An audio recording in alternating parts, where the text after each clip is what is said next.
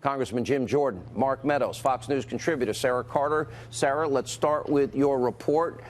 Let's stay on the facts here. I spoke to 3 people, 2 congressional members, 1 person in the DOJ. They all confirmed at different levels that 100% the dossier was used at least in part.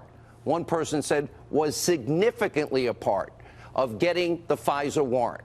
What are you reporting tonight?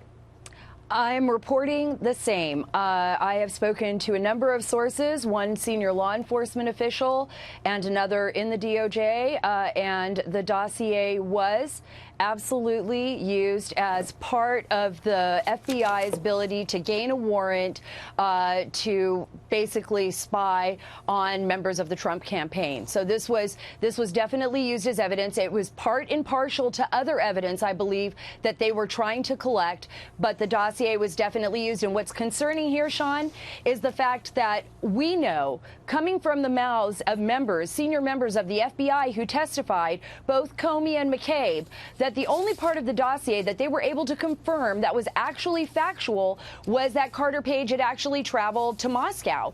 Everything else in the dossier, apparently they did not talk about that. They did not confirm. It's unsubstantiated, or they found out to be false. So this is very alarming, and I think that there are a number of sources that are alarmed about this, particularly people within law enforcement who are concerned that they were using this dossier to find a way to look into the Trump campaign. All right, let me go to Congressman Meadows. You're the chairman of the Freedom Caucus. Jim, of course, the former chairman, so I must go to the chairman, the current chairman first.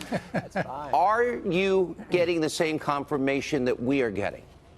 You know, obviously, Sean, talking about what happens in a confidential setting is not something that members of Congress are allowed to do. I will say this. There is a growing body of members who believe that this dossier was a significant factor, as you were mentioning, some saying it's a significant factor in terms of the FISA warrant. But I think that there's a broader question here. Why would the FBI use a Democrat-paid-for dossier to actually surveil another campaign? But wait a minute, isn't it worse than that? Isn't this fraud upon the Foreign Intelligence Surveillance Court? I was talking to Greg Jarrett earlier today, and a lawyer, an officer of the court, violating the law by knowingly using deceptive documents to deceive the court. And we got to remember, Fusion GPS never verified the dossier. Ever. Well, exactly. And so it's not only troubling there, but I think it's time, and Jim Jordan and I are here tonight to call on our leadership to say that what we need to do is let every member have access, not only to that FISA application, but to all the outstanding work that Chairman Nunes has put forth in terms of gathering documents. It's time that every member has the access to those documents. And so we're calling on our leadership to make that available. And that would mean the Speaker. That would mean Kevin McCarthy, Jim Jordan.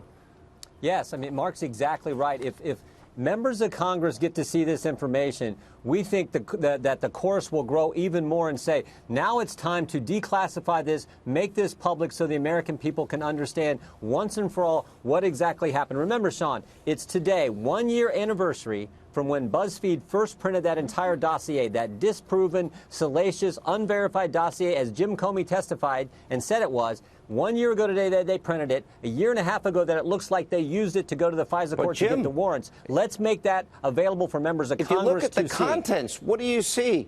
You know, triple, double, quadruple hearsay, none of which is reliable or even admissible in a court.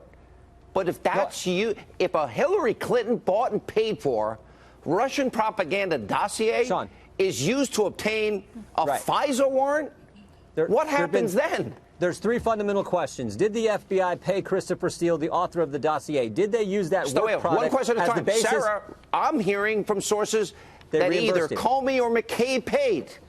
Do you hear the same? I'm hearing both stories, Sean, and that's why we have to verify this. We're hearing there's a possibility that they did pay. I'm hearing from other sources that they did not pay. And we need to clarify that. And that's a very important question, and the Congress should be asking this. Released. All right, Jim, go ahead. Back to what's point number 2? Sarah's right. That's why we want the documents. That's why we want the documents made available to members of Congress. We all have the same clearance.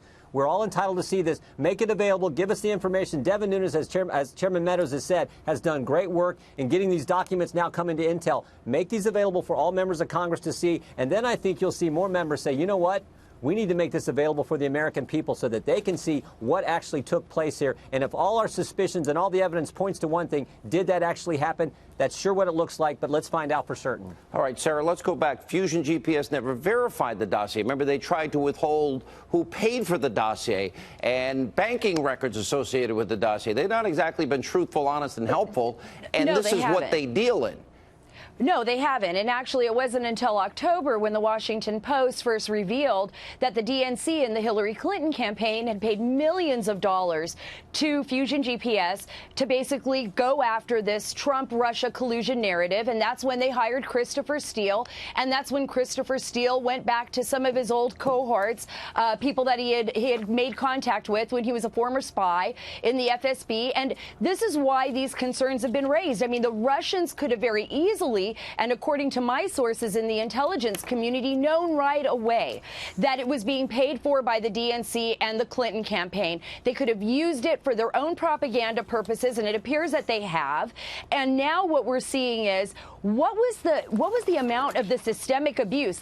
Was there systemic abuse with the FISA warrants? Is it just related to the Hillary Clinton campaign, or does this go beyond? And it would render anything they've got inadmissible. The media's been trying to sell this New York Times report. Greg Jarrett made a good point to me earlier today that in fact that it was the New York Times reporting that Papadopoulos mouthed off to some Australian diplomat that he had heard that the Russians had dirt on Hillary. That's not even admissible. That's like triple hearsay. Well, Sean, that's exactly why we need to go ahead and be transparent with this. Senator Feinstein started this yesterday when she released this whole Fusion GPS testimony. I say let's go ahead and release it all to all the members. If there's nothing that is of national security interest, then let's release it to the American people and let them be the judge. There is no collusion. There's nothing to hide, so let's get it out there. Jim? No, you're right, Sean. And this story in the New York Times a week and a half ago, this was laughable. 4 unnamed sources said, Wait a minute, this is basically... let me just, I don't mean to interrupt. A guy in Russia tells a guy in London who tells Papadopoulos, who tells an Australian diplomat, who tells the FBI. Yeah, a 28-year-old shooting his mouth off in a bar. Now that's the reason they launched the Russian. It wasn't the dossier that we've been talking about for the last year. Come on, this is like pay no attention to the man behind the curtain. That is just a laughable story. We know what caused this. It's the stuff we've been talking about. I am hearing, and I'm just getting rumblings of this, that some of the details are beyond our imagination in terms of FISA abuse. Sarah Carter. Well, I see Mark Meadows is shaking his head. Are you agreeing, Mark? I am. I'm agreeing. Some of the things that will be coming out are so unbelievable that the FBI and DOJ would actually allow it to happen. And I would also say there are other agencies within the federal government. So we're over the target. We've been right all along? You're over the target. And let me just tell you, we're focusing in, homing in on that target. Well, and it's American time people, now. We need to know the truth. Sarah, last word for you tonight. Yes, the American people deserve the truth. They need to know the truth. They need to be able to find resolution to this so that the administration and our nation can move forward and that they're not stuck in this for another year. And the media has been wrong the entire time. Jim, you're smiling. You have last comment. We'll give to you. Go ahead. We want to be fair. Sarah was great. Look, let members see it. Let members see it. I agree. And then let's just let the public see it. Exactly. I agree. All right. Thank you all. This is scary, actually, in a lot of ways. We will follow this every step of the way.